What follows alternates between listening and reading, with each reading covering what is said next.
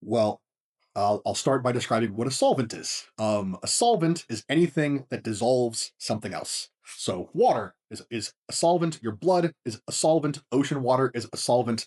Anything that can dissolve something else is a solvent. Solventless versus solvent-based extraction is basically asking, did you use a chemical or a liquid of some kind to dissolve out the chemicals from cannabis that you wanted versus physically collecting the material from the plant, i.e., in this case, the trichomes.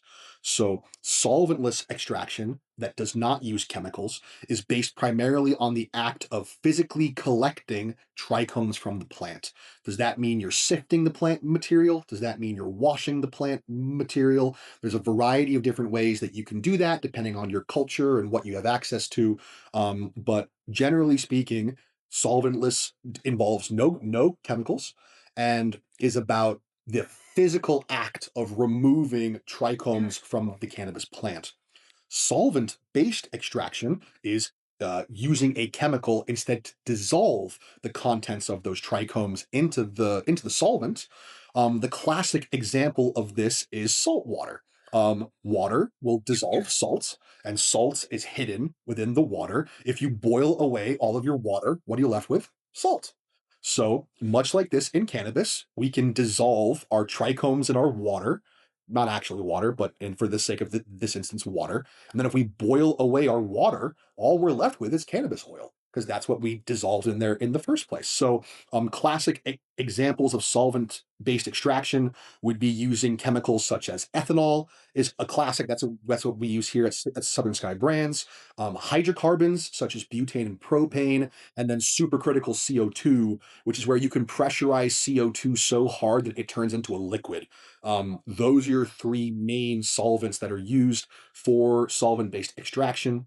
Solventless is more so in the modern style about washing the material in water and collecting the trichomes that fall off and pressing those or manipulating those or just selling those outright. But the trichome collection versus using chemicals to dissolve those trichomes is the main basis between solvent and solvent-based, or solventless and solvent-based.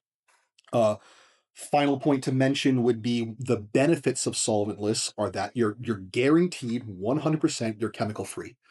There's not going to be a hint of any residual butane or the littlest bit of ethanol or something left over because there was never any chemicals to begin with.